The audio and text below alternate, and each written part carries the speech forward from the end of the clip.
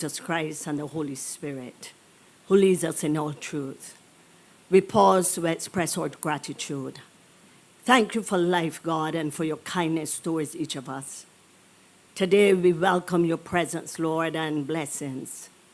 God, we gather with hearts filled with celebration, gratitude, hope, and respect as we honor the life and legacy of Philip Adrian Howard Tudor. Father in heaven, your word underscores the need to honor those who serve with distinction by showing love and appreciation. On this special day, God, we thank you for the gift of Philip's remarkable life, marked by years of honest service, kindness, unwavering dedication, and the silent sacrifices that have touched deeply to all of us. May his memory continue to inspire and uplift us for generations. Heavenly Father, may this ceremony truly honor the man he was, reliable, devoted, and professional. May his family, colleagues, and friends be assured that his impact endures, reaching outward and touching lives in ways we cannot see. God bless this occasion. Bless every word in his honor, every memory, God, and every tear and every smile. Let it symbolize more than a street name, God, but let it reflect our dedication to the values that guided Philip's service to this nation. So God, thank you again, and together we say amen.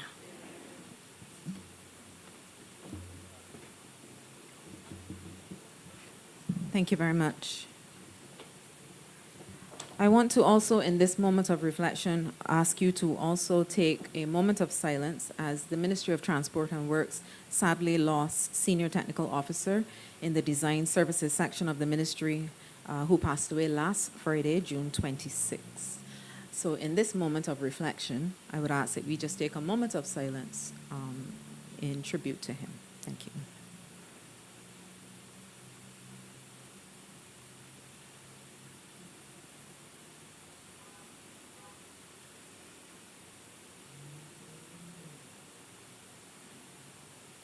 Thank you very much. You may be seated. So as I contemplated this ceremony today, and as I was thinking about what I would say, we're going to keep things moving along today. So I'm not going to spend a lot of time talking in between our speakers because we have a lot of very passionate and important speakers today. I was talking to PS just now about how important it is to recognize public servants in the way that the ministry is today. I am a public servant, even though I'm not in the government of Barbados right now. Once a public servant, always a public servant. And it's not just a job, it's an ethos, I think. So recognizing Mr. Tudor in this way, I think, is really important. And it is also an inspiration to other public servants to really be dedicated about the work that they do, as I am and continue to be, and as he was. So thank you very much to the family for being here today, and thank you to the ministry for doing this. I'm now going to introduce our Minister of Transport and Works and Senior Minister Coordinating Infrastructure, Kirk Humphrey, to deliver the welcome remarks. Mr. Humphrey.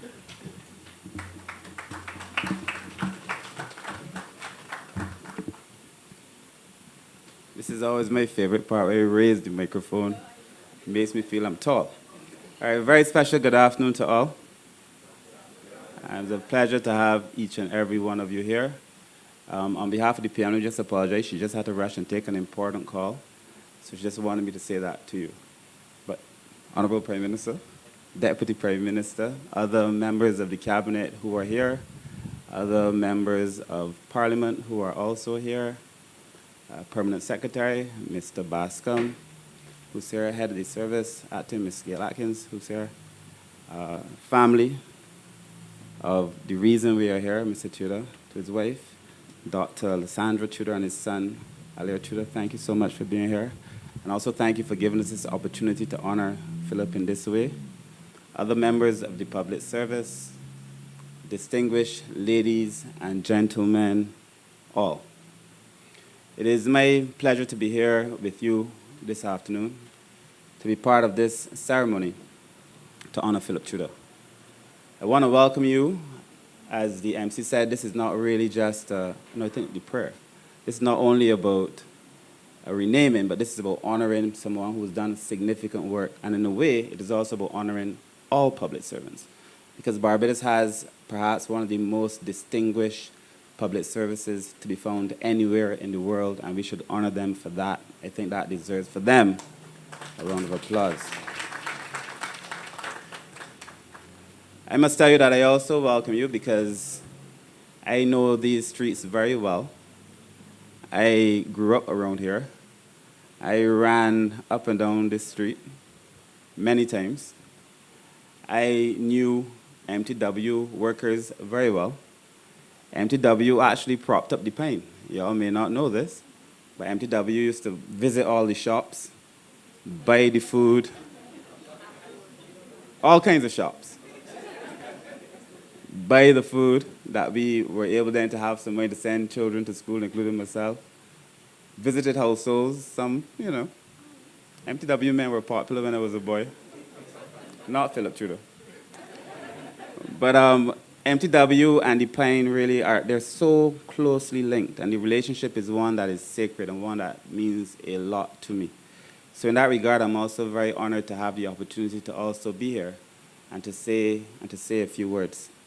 I did not at the time know Philip Tudor as an MTW man. Let me say that up front. I got the opportunity to know him when I was a public servant, and once a public servant, always a public servant. Sometimes I think I behave like a PS. PS would say. But once a public servant, always a public servant. I knew Philip's name. I knew his name. It was associated with excellence. It was associated with hard work. And it was associated with putting in that extra to go the extra mile. If I had any regrets since I became a minister, to be truthful, is that I did not get the opportunity to be in the same ministry, to have the opportunity to work with them. But I feel that he mentored some of the staff in MTW so well that I get to work with his example. And because of that, his legacy will continue throughout the public service and beyond, way beyond the time that he has graced us on this earth. So I want to welcome each and every one of you here this afternoon. I want to thank you all for coming and allowing us to share in this moment. I really want to thank the family for allowing us to share in this moment. I must tell you that this means a lot to the staff in MTW, who from the time I came to MTW, they were saying to me, and I know the DPM had also asked me, when are we going to honor Philip Tudor? And I think it is because all of us know him, all the MPs know him. I think he had all of our numbers and all of us had his. And the thing about him is that when you message him, he would respond. And when you call him, he would respond. And I thank him for the work that he has done. I greet you and I welcome you on behalf of a most thankful ministry, but even more importantly, a most thankful nation. And I welcome you to this brief ceremony this afternoon to honor a very, very good man. Thank you very much for being here.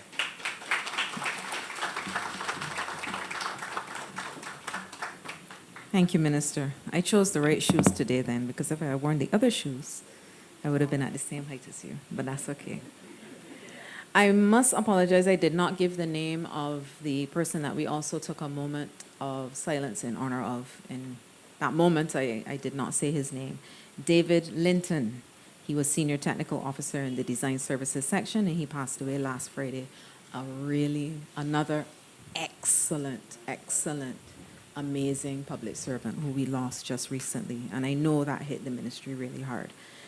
So I'm sorry I did not say his name. And we have spent a moment to think about him. I'm now going to call on Deputy Prime Minister and Member of Parliament for St. Michael South East and former MTW Minister. So Minister Humphrey had to step into her very elegant shoes. And I think he has done so. Please welcome the Honorable Santia Bradshaw. I know we have to raise the mic again. Sorry.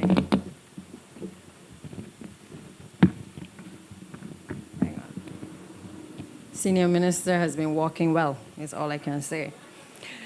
So, Honorable Prime Minister, Senior Minister Humphrey, Minister of Infrastructure, and my minister who has had to take on the baton of running this very difficult ministry, Dr. Ramel Springer, who was my colleague right hand in terms of when I was minister as well. Good afternoon to you. Also to other honorable ministers, the Permanent Secretary, Mr. Bascom, other distinguished guests, members of and staff of the Ministry of Transport and Works, my colleagues, family of the late Philip Tudor, ladies and gentlemen. Again, let me just say, this is a very difficult moment because I am being reminded and standing in this space where we're celebrating the life of Mr. Tudor, but equally, I am also remembering the life of David Linton at the same time. And I would just want to say, please accept my condolences to the staff of the ministry as well. Both of these men whose lives we will celebrate and we will continue to celebrate serve this ministry with all their heart and soul. I had the opportunity with Mr. Linton to work with him in the Ministry of Education. He was a very dedicated officer as well within that ministry, and he gave his heart and soul as well to this ministry, doing tremendous work with myself and Tudor, developing a lot of designs for the Princess Alice Terminal, all of the various depots, and many other things that he did in terms of design. Now, the reason we are here today is because I believe it was at Mr. Tudor's funeral. In the weeks preceding the funeral, we discussed what we could do in terms of being able as a ministry and certainly as a government to create a lasting legacy beyond just the acknowledgement of it by the people who would have known Mr. Tudor. And two things came to the fore. One was the renaming of the road that Mr. Tudor would have driven on for several years, almost four decades, to come to work every day, to be able to impart his knowledge and his life of service on the people who worked here, but also to build a nation that is indebted to him for being able to give us so many roads across this country. The second thing that we had said at the time is that we wanted to do the renaming of the lab. And Senior Minister, if you haven't had a chance to go by the lab thus far, I suggest you go there because that will be your next task in terms of bringing the renaming to that building. It is where Mr. Tudor spent a number of years. It is a place that he was extremely passionate about. The lab for MTW is the place, if you all don't know, because it's one of our best kept secrets, that it is a place where we do a lot of the soil testing. And we have done a lot of work there. The staff are extremely well qualified. And Mr. Tudor was very passionate about making sure that this particular entity was brought back to life, not only with resources, but with technical capacity as well. So today we are fulfilling one of two commitments which we made following Mr. Tudor's passing. They are not simply symbolic gestures. For me, they're lasting reminders of a life that was dedicated to building Barbados and improving the lives of its people. There are people who work on roads, and then there are people who dedicate their entire lives to building them, improving them, and using them as instruments of national development. Philip Tudor belonged firmly in the latter category. Creating roads was his life's work, and for decades he devoted himself to planning, to designing, to constructing, and improving the national road network. He understood that roads were never just asphalt and concrete. Let me repeat it. Roads are not simply asphalt and concrete. They're not even about curb and slipper. They're not about any of those things. He understood that roads were lifelines. They connected families to schools. They connect the farmers to markets. They connect patients to health care and communities to opportunity. In every project, he saw not just the engineering, but also the nation building. He also played a pivotal role in bringing to life the Prime Minister's request of him to develop the Short Roads program at Inchi Walks. That program, I think, if I recall, took place where Prime Minister and him were walking in St. John, in Gaw Hill, and as usual, she had the vision for being able to stop poor people from having to take off their shoes and have another pair of shoes when the rain was falling to stop them from having to traverse through water. And we understood that, Tudor then had to come up with a plan to be able to use the material off of the road, milling material, to ensure that that program came to life, that we were able, as we developed the roads, that we were able to take the asphalt off the road and be able to turn communities now into somewhere where people could be able to walk easily. Barbadians were able through that program to gain proper access to their homes for the first time. And Mr. Tudor ensured that the national vision was translated into practical outcomes that directly improve the daily lives of our people. It is therefore especially fitting that a man who spent his entire career building roads should now be honored with one that bears his name. But beyond the roads themselves, Philip Tudor also built people. He invested deeply in the development of those around him, passing on almost 4 decades of institutional knowledge within this ministry. That knowledge was shared freely and widely, from the most junior member of staff to senior leadership, and even to me as minister, and to my then parliamentary secretary. He treated everyone with dignity and respect, and in return, he was admired, trusted, and deeply loved across the organization. And I give you the joke, even the janitors across the depots love Philip Tudor.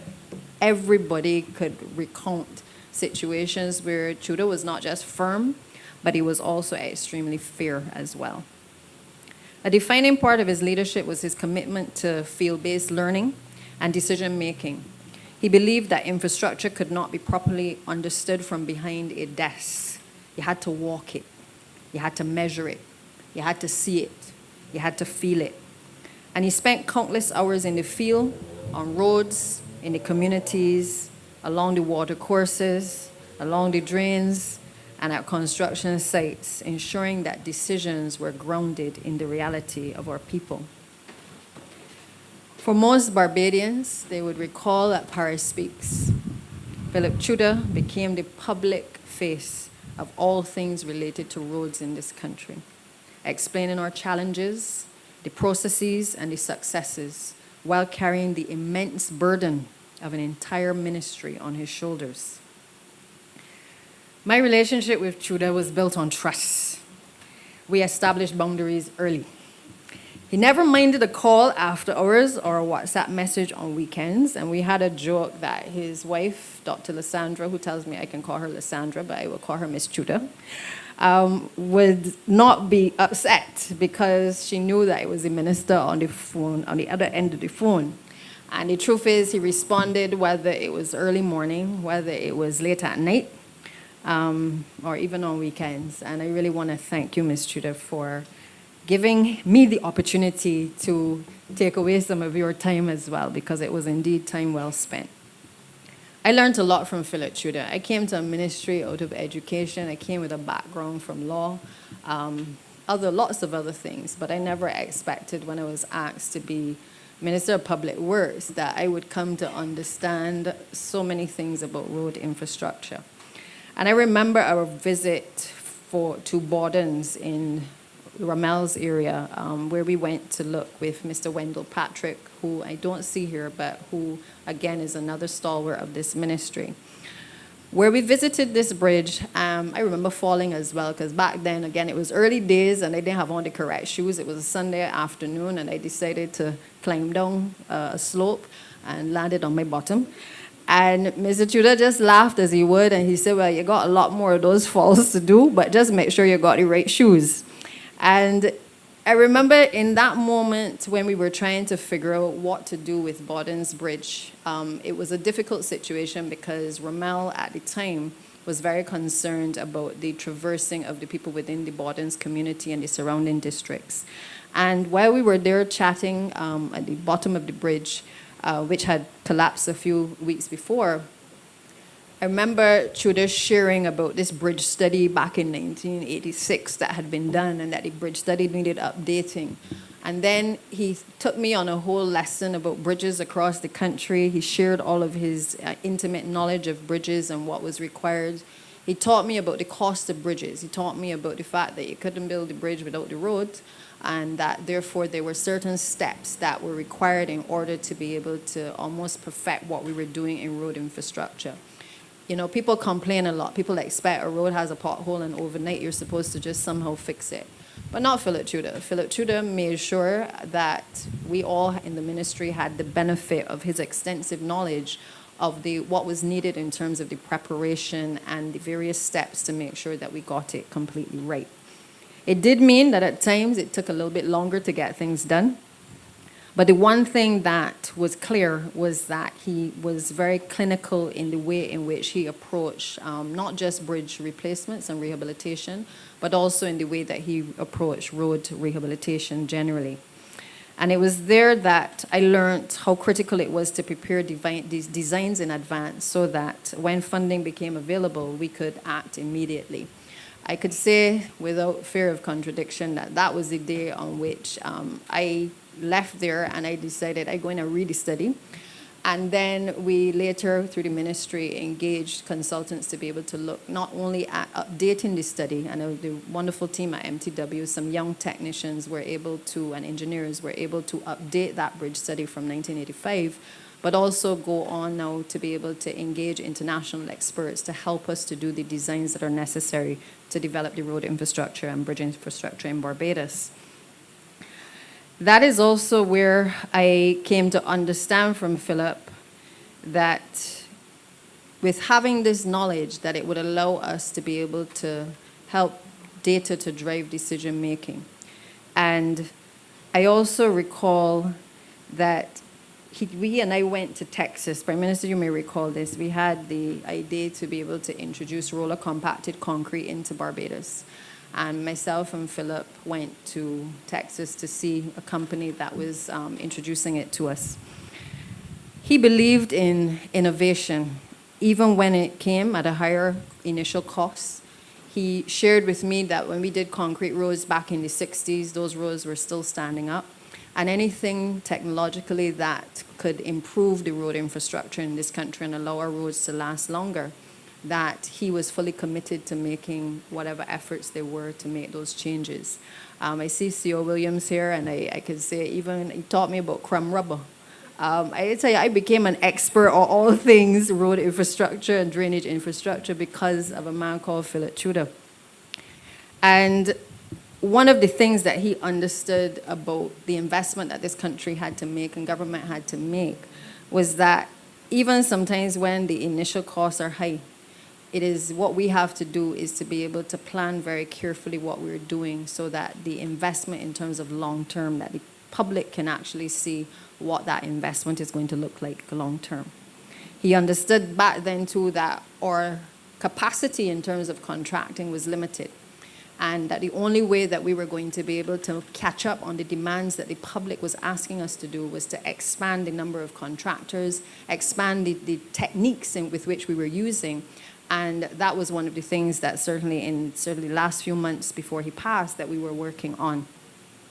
Across these field experiences, though, and the technical engagements, there was one truth that was consistent. He did not manage infrastructure from a distance. Philip Tudor lived it. He walked it, and he understood it in its full reality. Even under pressure, no matter where the pressure came from, his composure never wavered.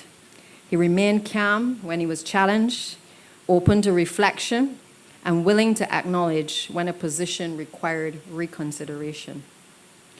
I can't recall a time when Philip raised his voice. I don't know if he did it at home, but he never raised it to me, and I never saw him visibly upset about anything. PM used to go at him every now and again, and we all saw that publicly, but he never lost his composure. And the one thing he would come back on the Monday or the next day and do is sit down in our management meetings and say, I gotta find a solution. The Prime Minister after me, I gotta find a solution. And he would get to work the next day with the team, and we would sit down and we would try to work out what it was that we needed to do to correct whatever had gone wrong. He listened, he assessed, and he responded with a steady professionalism. And that temperament earned him the respect across every level of society. Across the ministry, he helped to shape and strengthen decades of institutional knowledge. I recall at the funeral, I also said that the ministry and the country lost 40 years of institutional knowledge, and it is a fact.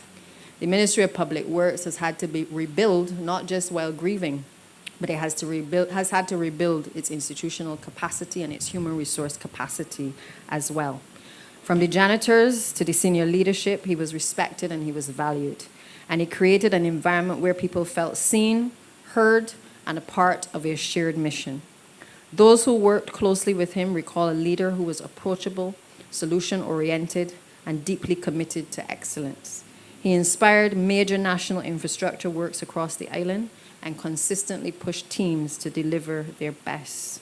The CAF projects, the IDB projects, the Scotland District Road Rehabilitation projects all bear the legacy and the hard work and commitment of Philip Tudor. He also understood people. Whether speaking with contractors, engineers, depot workers, or members of the public, Philip Tudor treated everyone with respect. His leadership was grounded not only in technical expertise, but in humanity. And across all the reflections that I have heard shared since his passing, one truth remains clear. He was a nation builder in the fullest sense of the word. And today, it is my pride, it is my distinct honor that we can stand here today and honor a man who spent his entire life building roads, building systems, and building people. Today, as we unveil the Philip Tudor Boulevard, we do more than rename a road. We honor a life of service, of transformation, humility, and a lasting national impact. And I'm proud to be a part of this moment, not only as one who worked with Philip, but as the MP for St. Michael's Southeast. Minister Humphrey has run around this constituency, and I have run around it behind him as well, and with him. And this road is on the boundary of my constituency. I am happy that a road that is in my constituency, and certainly a ministry that I've had the opportunity to lead with Philip Tudor, could now bear his name. To the Tudor family, his beloved and deeply supportive wife, whom he adored, and who stood faithfully by his side, his son, a proud pilot. And I can tell you, Tudor was so happy. I'm telling you, Alair, I'm telling you, he was so happy with your achievements. And also looking forward to spending time with your children, his grandchildren as well. He often spoke with great pride of your achievements in aviation. And nothing lit up his face more than the joy of being a grandfather. I think apart from the fish, it was being a grandfather, right?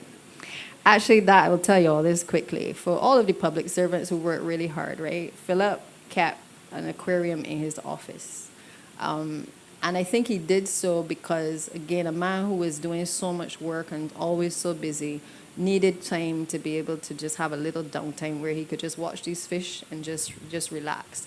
And perhaps that's maybe the takeaway to all of you. I know all of you have worked hard through COVID.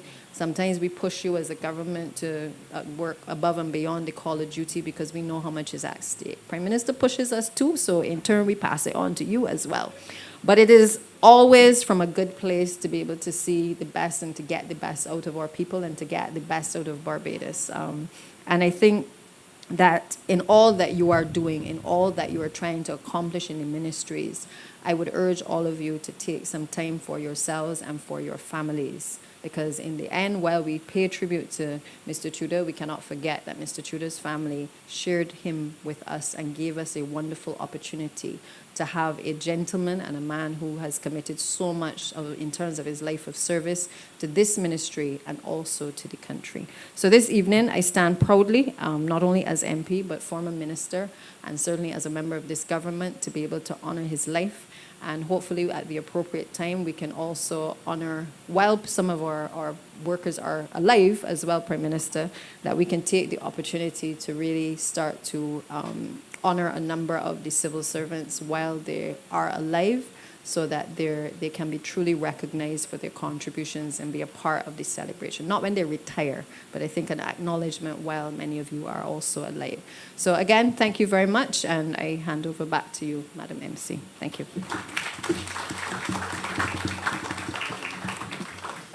Thank you very much, Deputy Prime Minister, for sharing your reflections with us.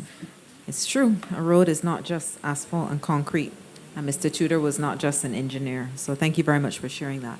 We're going to take a break now from the speeches. And we do have a neighbor of the MTW represented here, the Parkinson Memorial School. And we are going to welcome Miss Denisha Beckles, who will deliver a solo for us. Please make her feel welcome.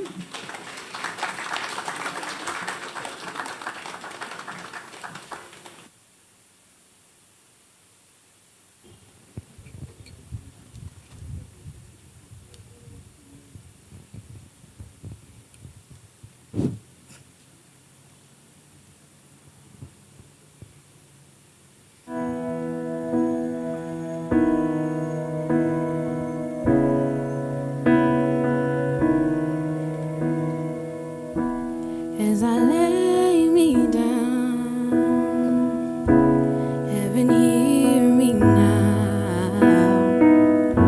I'm lost without a cause, after giving it my all. Winter storms have come and darkened my sun. After all that I've been through, on earth will I turn to? I look to you. I look to you. After all my strength is gone, in you I can be strong. I look to you. I look to you. And when melodies are gone, in you I hear a song. I look to you.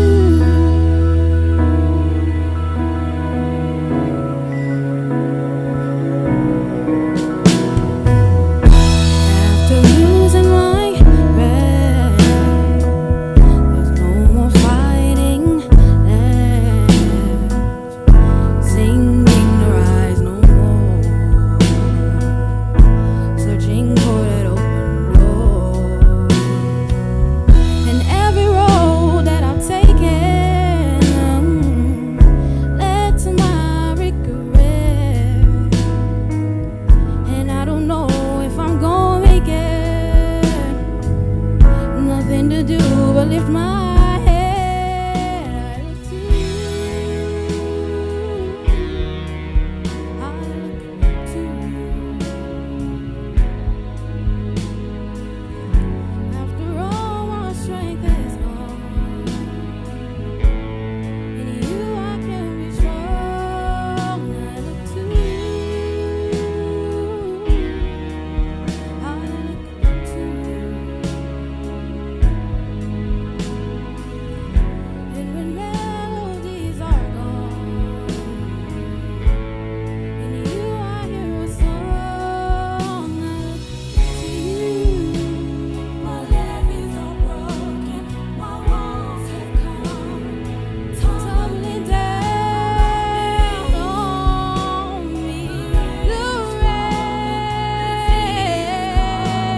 I need you to set me free. Take me far away from the battle. I need you to shine on me. I look to you. I look to you. After all my strength is gone, in you I can be strong. I look to you. I look to you. And when melodies are gone, in you I hear a song. I look to you.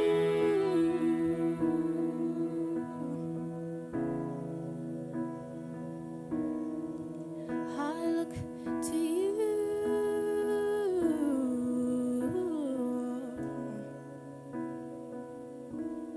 I look to you.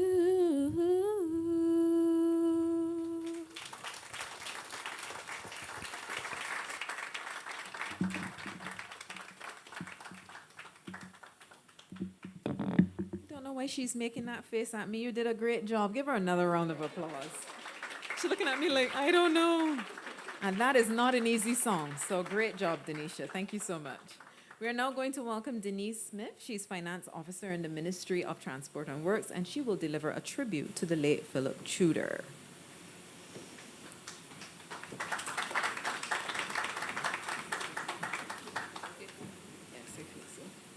Pleasant good afternoon to everyone. Protocol has been established. I have the privilege of working closely with Mr. Tudor. After joining the Ministry of Transport and Works in January 2018, through our work together, I came to know him as an exceptionally knowledgeable and dedicated professional who was deeply committed to the public service. His expertise, integrity, and willingness to support his colleagues earned the respect and admiration of everyone who worked with him.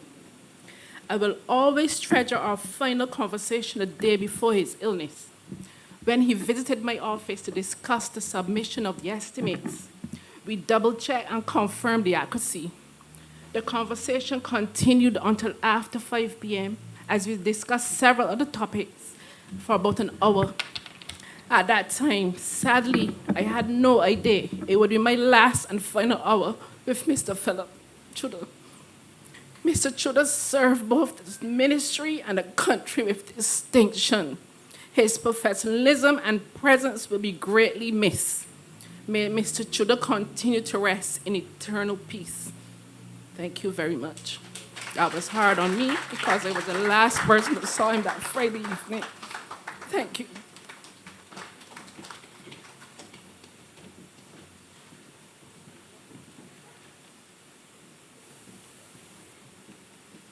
I could tell that that still felt very, very difficult for you. So thank you very much for making it through that. Thank you. We are now going to turn to Mr. Tudor's son, Alair, who we've heard so much about before. He is a pilot with Delta Airlines. I'm not sure if your wife and son are here in Barbados with you. They didn't make it, but they were supposed to be here with you. But we're glad that you are here.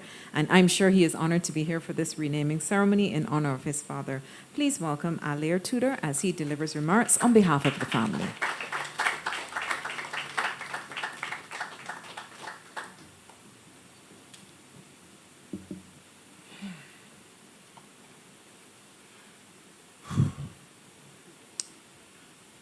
Good afternoon, ladies and gentlemen. The Honorable Amor Mottley, Prime Minister of Barbados, the Honorable Santia Bradshaw, Deputy Prime Minister, Parliamentary Representatives of St. Michael Southeast, the Honorable Kirk Humphrey, Minister of Transport and Works, and Senior Minister of Infrastructure, Dr. the Honorable Rommel Springer, Minister of State in the Ministry of Transport and Works, ever members of Parliament, Mr. Terry Bascom, Permanent Secretary, Ministry of Transport and Works, specially invited guests, staff of the ministry, and friends, family. I want to thank you all for being here. I'd also like to extend a special thank you to Ms. Pamela Payne, who was instrumental in working with the Permanent Secretary to make this event a reality and ensure I'd be here for it. For the few that may not know me or remember me, it seems as though many do. My name is Alair, the son of Philip Tudor, and I'm so happy to be in front of you speaking today and it to be on better terms than it was last time. I stand here on behalf of my family to talk about my dad and why I believe this honor bestowed upon him was well-deserved. Today, we're celebrating the man that gave his all to his work and using him as an example for others to follow, ensuring his name is enshrined in history for future generations, to know of his dedication to his profession and his craft. The wish for all of us when we start out in our professional careers is that we will be remembered for what your profession was and ensure that you leave the world just a little bit better than you found it. Or your circle as well. Also that God will grant you the time to do so. In the little time that we had him, I believe he did that, silently encouraging many of us to be better and to give your all in what you do. He did this not by just saying it, but also setting the example. Even me being up here today is testament to that. Those who know me personally family for sure will know that I could be a little bit socially awkward. I'm a little quiet, well reserved as well. But he always told me that to speak up, push your chest up. He'd always tell me that, hey, if it's something that you love, you should be able to speak. And the words will come, the confidence is going to come. He exhibited this even in his parliamentary debates, the estimate debates, the many CBC interviews. He did, speaking as a subject matter expert in town hall meetings right up until his passing. To him, it didn't matter what you did in public, though. It mattered what you did when no one was noticing behind the scenes. Because he was so quiet and humble, there are cynics out there who may argue he just did his job. But I could tell you that growing up and in my adult life, that's kind of rare. And most people are just comfortable with doing what's required. That's it, not going above and beyond. He didn't. Many of you would know he was Mr. Reliable. I didn't coordinate this speech with the other people, but you already have two ministers come up and say the exact same thing. He was the one that, no matter what, he would rain or sunshine, day or late night hours, vacation, on duty, he was available. Many a Sunday, I remember being, even as a young adult, he would ask me, randomly, he'll be in my bedroom, he'd come in, he'll say, Ada, you want to go for a drive? All right, no problem. This will usually entail me going to the airport. I get to see some airplanes land. And then we will drive up, and all of a sudden, he'll make the left over here by the pine, come down. On Sunday, go through the closed gate.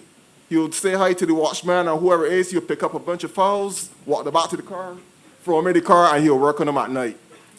If he didn't do this, he'll pass the pine, and the next thing I end up at a job site. I don't know how that happened. I went for a drive. Apparently, I was talking to my mom about these stories and reminiscing, and she often stated that he'd entice her earlier on with going to get some fruit, and then she would end up at the East Coast. Like, it's the same deal. I guess that was him working out the family-work balance, you know. I swear, before he got the ministry-issued van, we probably had the highest mileage Toyota to sell on the island. No matter the administration, no matter the challenges, he believed a good work ethic and strong core values transcended God-given abilities. It's almost cliche at this point for parents, but he'd always tell me that as long as you tried your hardest, I'm happy. That's all I want from you. And that's all he wanted from everyone he interacted with. In particular, his operations department here in the ministry he loves so dearly. He believes strongly that those who put in the effort should gain recognition that they deserve. And that's why he pushed to do the first award ceremony of his type for his technical staff here at the ministry. Despite opposition, he worked with guys like Mr. Richard Skeet, see him over there taking pictures, Mrs. Graves, and Mrs. Springer to ensure that event be a success. I believe this was back in 2005. Many people become managers by title. In my job, for instance, maybe seniority. Though there are the select few that do so because they've earned it. People didn't call my dad boss because it was a title on a door. Most of the time at the ministry, he was just one of the senior technical officers. But he did so because whenever they needed a path forward, he was the one that they went to, literally leading from the front. Now, if he was here, I know he'd be nudging me on the shoulder and telling me, look, this thing might honor alone, and that is something he would be emphasizing because, again, he's so humble. But it was earned through the support he's had from all his staff here at the ministry throughout his 37 years. I looked through my father's various speeches for inspiration for this write-up and came upon his BAPE fellowship speech in 2020. Even though the award was given for his accomplishments, he, humble as ever, took the opportunity to make sure that he mentioned everyone who believed in him and shaped him. So I'll do the same. To the technical officers, guys like Mr. Archer, Thornhill, Nash Lovell, the technicians, the engineers, the various contractors, and of course, the general workers. You all made this possible. And thank you. I thought long and hard on how to end this speech, and Ms. Pamela Payne gave me one request, just made one request to me, to ensure that I speak from the heart. So spare a moment while I did so. There were many times where I thought Dad was crazy, working so hard, and he was always the one who would do whatever is needed, no matter who it was, whenever it was, wherever it was. He always did it, and I told him, I would argue with him that, man, nobody appreciate it. I don't think so. I mean, you just working, you know. And he's, nah, man, you argue. Nah, they appreciate it. I know that it matters to people.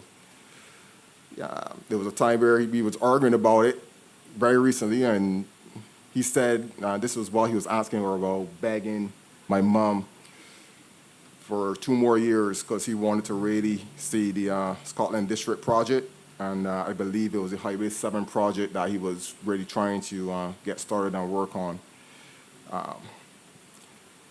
But I was never so happy to be wrong, you know. It mattered to people.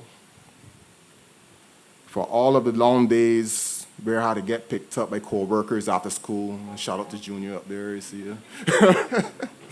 The late nights on a drafting board, working on AutoCAD, the missed family time, the interrupted vacations, the sacrifices, it mattered. Take the time out to tell your loved ones or people you appreciate, or the people that you appreciate that you do. Because there's a time where God's going to call us all, and he's going to call us home. And we want to make sure that they know that they're appreciated because they can't put that call to voicemail. From the Tudor family, we sincerely thank you for this amazing recognition of my father and his work, and we wholeheartedly appreciate it from our hearts. I pray my father continues to rest in peace, and I greatly thank you for your time.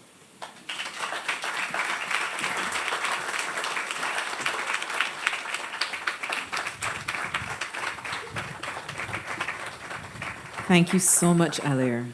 I saw you when you began to feel his presence, and we saw you push out your chest and really deliver that. So you did a really, really good job. And thank you for helping us to understand how that balance was made. You were going for a drive, right? So on your program, we were supposed to have a dance by Shamaya Daniel, but unfortunately, she's not feeling well. So we're not going to have that dance today. But of course, we wish her all the best. She's another student from the Parkinson Memorial School. So I hope the Honorable Mia Amor Mottley is ready for us, because we are ready to hear from you.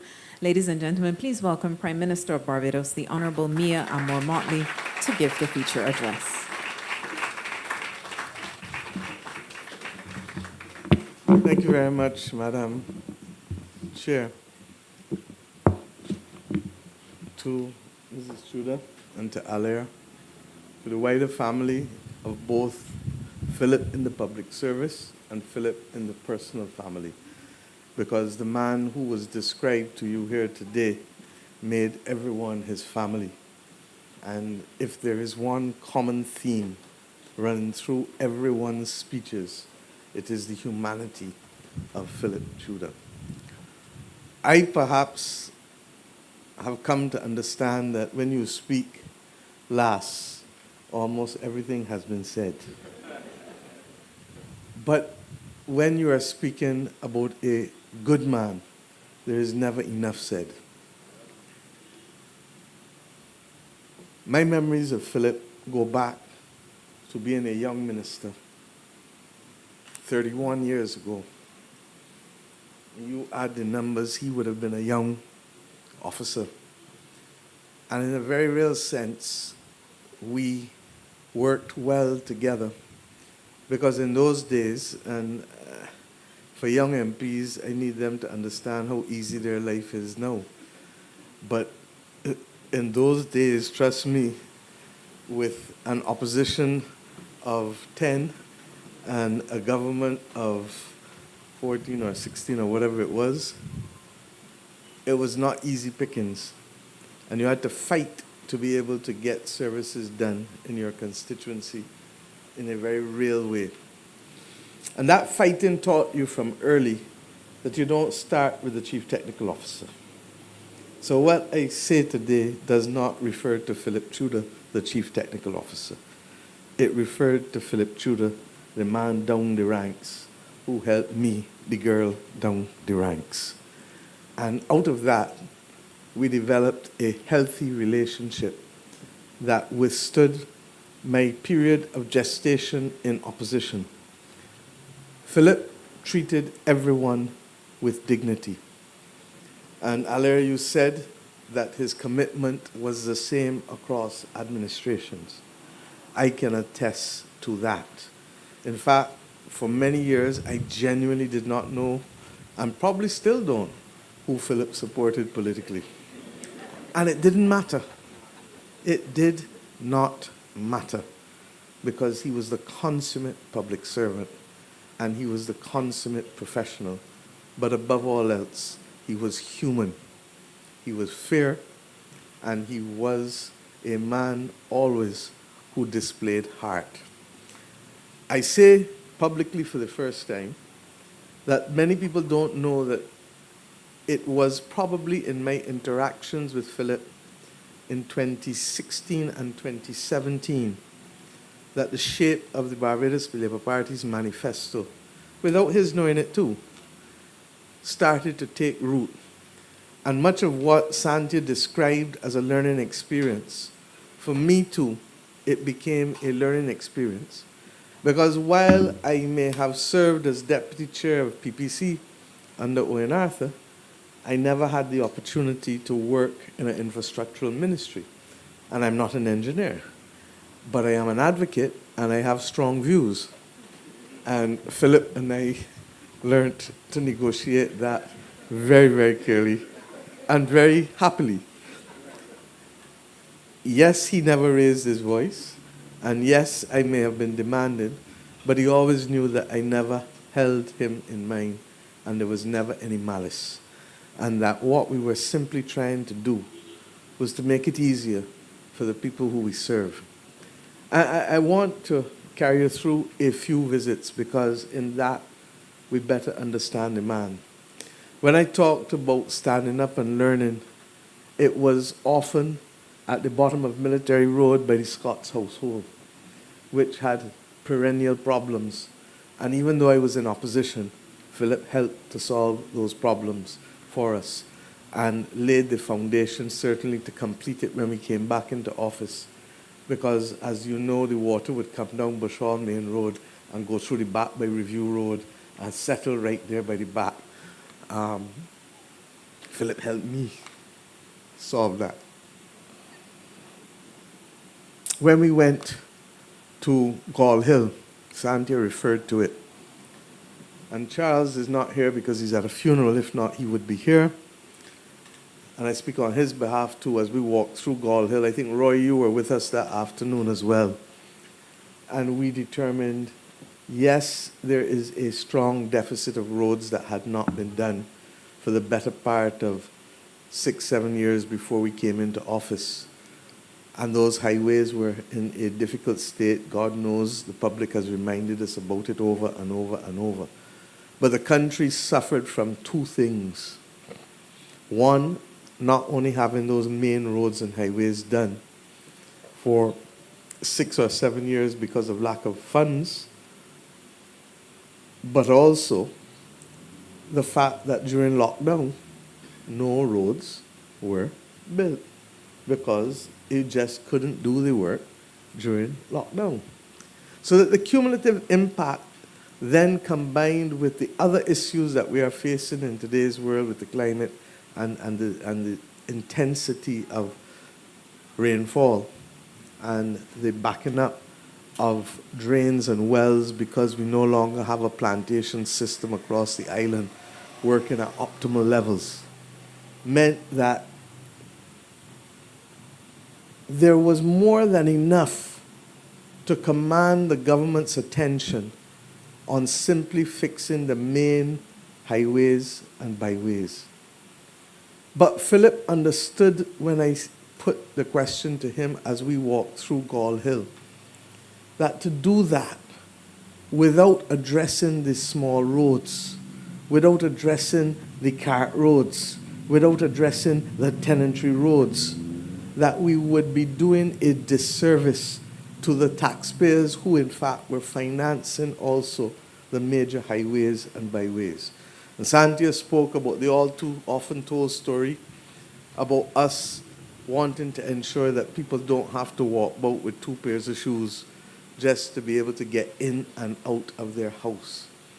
I remember this even more poignantly, and I see Abdul here, because as a young person not yet in Parliament but attending the Parliament of Barbados, I distinctly remember a debate in which Don Blackman and Henry Ford and others all engaged on the importance of doing tenantry roads because it was not accepted.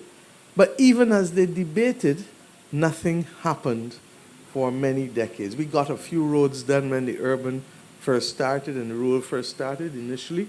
In the early days, they used to do some road works, and obviously their mission changed over the years because it was felt that it was not being efficient enough. So that Philip understood then and helped me work it out that afternoon, how it would be possible with the investment of certain pieces of equipment, what we could possibly do to be able to bring relief to ordinary people while at the same time still paying attention to the major highways and the bridges. I better understood this when, in spite of all of the people who would complain and find every excuse, Philip made it his business to help me get Murphy pasture sorted out. And Murphy's pasture was not easy. I see everybody in here laughing because you know exactly what I mean. And in my recent visit, only a few weeks ago, I recognized how much we are missing Philip still with that. He understood, and I say this for the benefit of all, the importance of engaging community people to be able to undo community tasks that were simple daily tasks. It makes no sense, and we have to find ways of framing it out. It makes no sense, particularly in areas that are of high drainage risk for flooding, for us to bring people from another part of the island to be able to resolve what really ought to be daily maintenance and daily cleaning to ensure that the backup does not happen. And when the backup happens, what are the consequences? That a family is put out to pasture from their house. That food or clothes or whatever you have put down there, gone. The consequences of the human tragedy are real.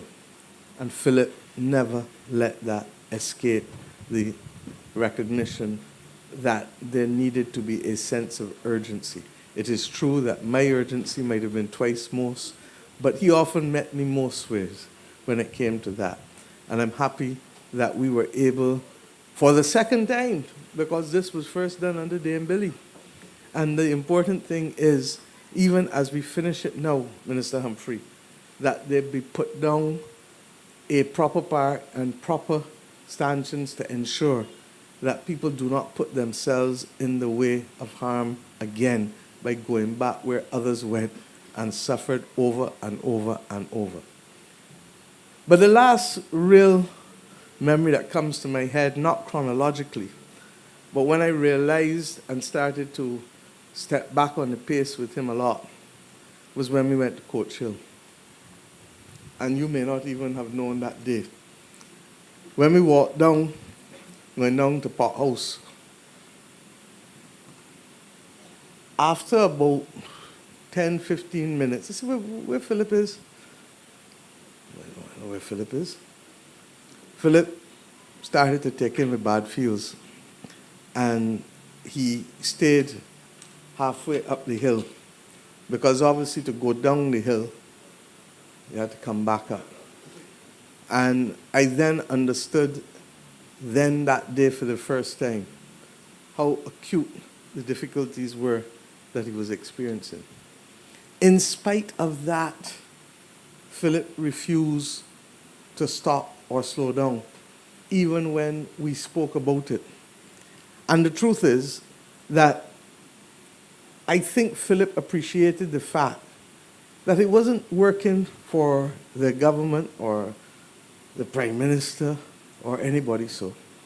Philip was working for ordinary people who he loved to interact with. And almost everywhere we went across Barbados, people knew him either as Tudor, Mr. Tudor, Boss Man, Red Man, whatever they chose to call him. But they spoke with a fondness. And that is why I had absolutely no difficulty in agreeing with the recommendations coming from the National Honors Committee. And I remind us that this government has taken a clear position that the right to name places or the right to do things in the honor of people must never be in the hands only of an elected government. A country is more than an elected government. And it is for this reason that I feel that the example that we set here by naming this boulevard after an outstanding public servant is a message that is not just for the memory and honor of his family, but it is a message from a country about to celebrate its 60th anniversary of independence and its 5th anniversary of a republic, that wherever you work in this country, you can provide value. And that the notion that we only focus on a political class without recognizing that there are people without whom the work in this country would not be possible. The foundation of what once was called civil servants, public servants, whatever you want to call them. But ultimately, people who come to work to keep the institutions running. We take for granted the importance of institutions. In every sphere of economic discussion and discussion on governance and democracy now, there is always a reference to strong institutions. And Barbados has been blessed by being able to inherit some of them from a colonial era, being able to create some of them of our own volition, but recognizing always that it is that institutional framework and institutional memory that will make a difference. The second thing that I want to say before concluding is that Philip was a can-do man. Whenever we asked him, is it possible to do ABC? He would say, I know, but give him a chance. And William, you will recall when he came back down to me around the dining table in Parliament a certain Tuesday, and when we started to try to work out how can we start to shift the emphasis from having persons from a centralized point take responsibility for maintenance and debushing, rather than, how can we move from that, to a point where we use people in the communities and districts such that they take ownership but also pride in what they're doing. And we argued about what was reasonable and not reasonable, and your point, Santia, about him then going and walking it and coming back and making sure that that was right. These are all the things that resonate because this is how Philip worked. And therefore, it is so easy to be able to speak this afternoon because the memories just come flowing, because the work, even though it was hard work, was rewarding work. And I say to you that I know that those families around Murphy's Pasture, or those families in Trio Walk, or those families with the bridges, or those families in White Hill, or I can go from parish to parish to parish, or in Pike Corner, or wherever. Yes, that is where you had to go on drives. Because his ambition was as large as his humanity. And I want to say to those of you who lost him as a friend from work, that honor him by being the best that you can be and by treating people with the respect and dignity that he treated people with. It was never too much for him to be polite or civil to every person that he interacted with, certainly in my presence. And there were a lot of unmannerly constituents sometimes, angry constituents. I said, all right. And I could see children now doing it. And to his family, the loss of a loved one is never easy. I speak to you in the same week that I remember the loss of my brother 5 years ago. I say to you that the easiest way is to feel that they're in the next room, but you didn't get to talk to them yet today. It sounds foolish, but it works, and certainly for me. And not just to you, but to his sister, the reality is that the loss will never be easy. But we all know that we will all walk that way one day. And in that understanding, our faith is what will carry us. And I've heard in your speech, Alair, a great reference to faith. And you referred to God at least twice in your speech. It is that faith that will help make the difference, because it was not normal for him to be taken as young as he was taken. And it is not easy. But I hope that you will fully appreciate that memory and the love that attaches itself to that memory will hopefully make the journey easier for you year by year. And a time will come when you will pass here 5 years, 10 years, 15 years from now. Your children will pass, and people will ask them, are you related to him? And they will speak of him with pride, because you will have preserved the memory of his life and his contribution. But the public recognition will also propel in them a sense of ownership and belonging and a sense of purpose, that they too can make a difference wherever they choose to make it, because they come from a proud legacy that has already shown that that is possible. I have the greatest pleasure this afternoon to be associated with this event. And I say simply that one of the disadvantages of being in public life for as long as I have been is that the passing parade gets too quick and too many. And with each one, it doesn't get any easier. This country, regrettably, has lost in active public service a number of persons who were top of class. Philip Tudor was one. We lost a magistrate, a young magistrate, Oliver, earlier this year.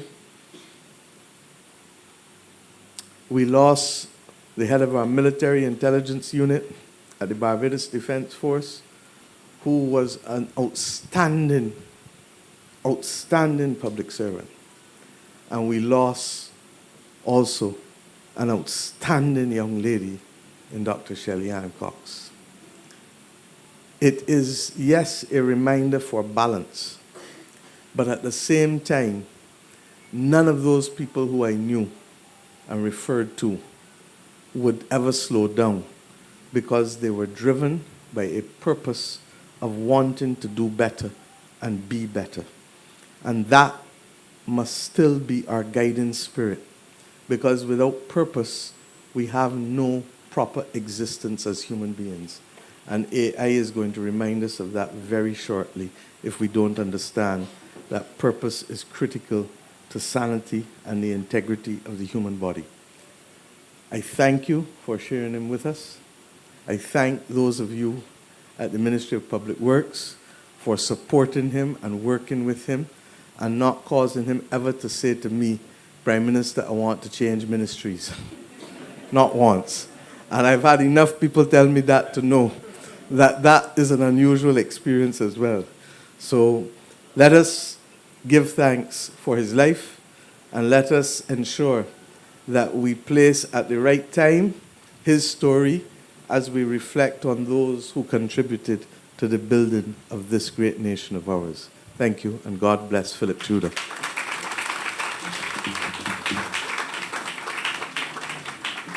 Thank you very much, Prime Minister, for sharing your reflections with us. He was a builder, but not just of roads. He was a problem solver. He was a connector of people. He was a leader, but also a team player, from what I'm hearing. He was a father, a husband, and a friend. And it mattered. If I was writing the feature about this, the headline would be, "It mattered." It really did. So we are now going to invite Permanent Secretary in the Ministry of Transport and Works, Terry Bascom, to probably have the easiest job to deliver the vote of thanks.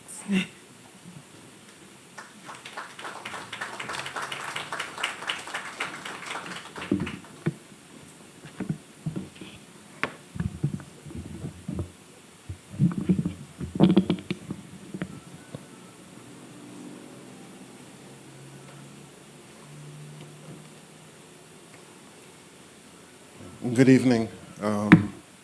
A former head of protocol once said to me, Huey Allman, Terry, there's nothing such as protocol having been established. But guess what? He's not retired.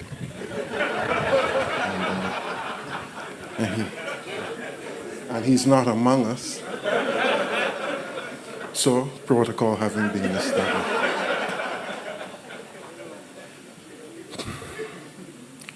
As we bring this memorable ceremony to its conclusion, I believe we leave here this evening with something much greater than we brought with us. We leave with a renewed appreciation for public service, and we leave with a deeper understanding of the difference that one committed individual can make in the life of a nation. Earlier this evening, we have been privileged to hear heartfelt reflections from a number of persons that included our Honorable Prime Minister, our Deputy Prime Minister, and our Senior Minister. Each speaker reminded us from a different perspective why the life and work of Philip Adrian Howard Tudor deserved to be permanently woven into the history of our nation. Their words have spoken of leadership, vision, engineering excellence, and most importantly, they spoke of character. As Permanent Secretary in the ministry in which Philip proudly served for almost 4 decades, I have the privilege of proffering thanks to everyone who in some way contributed to this evening's unforgettable event. To the Honorable Prime Minister, thank you for your continued commitment to the recognizing excellence in the public service and public service leadership. To the Honorable Deputy Prime Minister, thank you for your steadfast support to the ministry and for your thoughtful reflections on Mr. Tudor's remarkable contribution to our national development. To our Senior Minister, thank you for setting the tone of today's proceedings and reminding us why preserving the legacy of outstanding Barbadians is so important to our national identity. I extend gratitude to the students and staff of the Parkinson Memorial Secondary School. The young lady's performance certainly enriched the ceremony and reminded us all that the legacy of one generation is carried forward by the next. Permit me also to recognize the many individuals whose work often goes unseen. To the Planning Committee, the officers of the Ministry of Transport and Works, our partners across the government, and every person who worked behind the scenes to make today's ceremony possible, please accept my heartfelt thanks. Most importantly, however, to Mrs. Leandra Tudor, to Alair, and to the entire Tudor family, thank you. Thank you for sharing Philip with this ministry and with the people of Barbados. We recognize that Philip's remarkable achievements stood behind those achievements stood a loving family whose encouragement, understanding, and unwavering support made his earthly journey possible. Please know that the ministry will forever regard Philip Tudor as one of its most distinguished officers. On behalf of the Ministry of Transport and Works, we thank you all for joining us this evening. May God continue to bless the Tudor family. May God bless the Ministry of Transport and Works. And may God continue to bless our beloved Barbados. Thank you, and have a pleasant evening.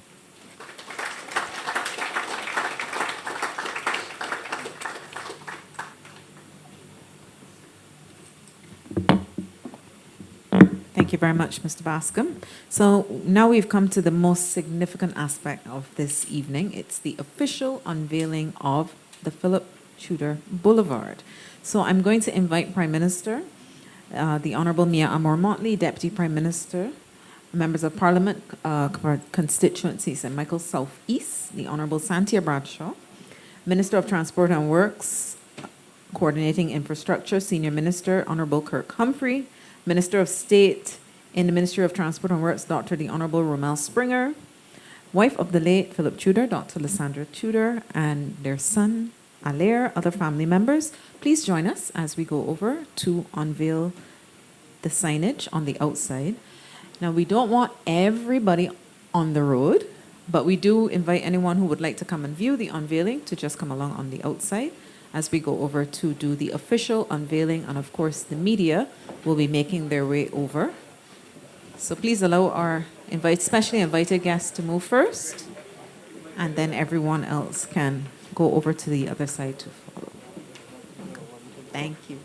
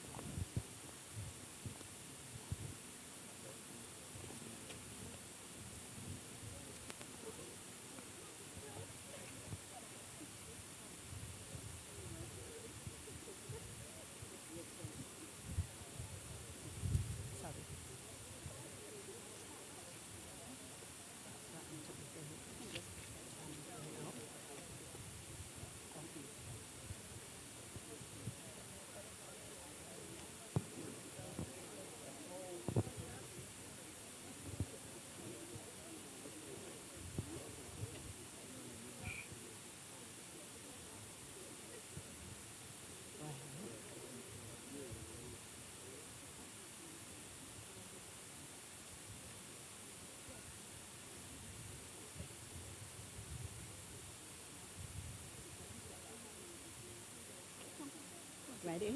Begin.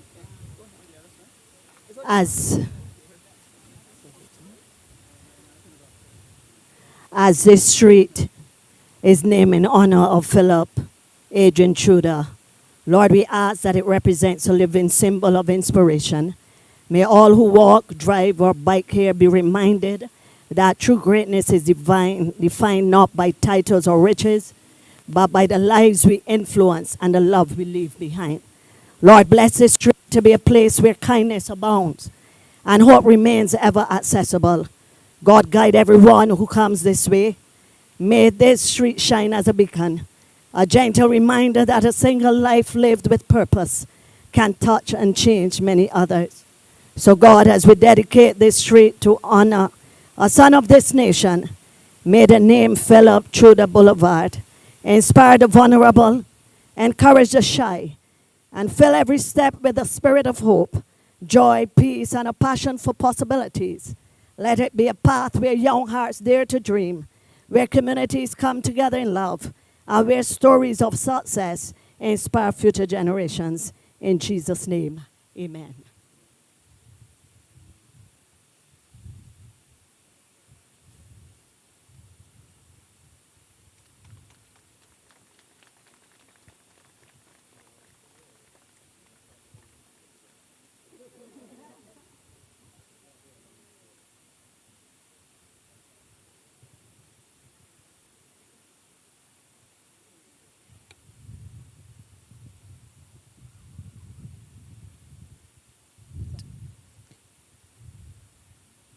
Thank you very much.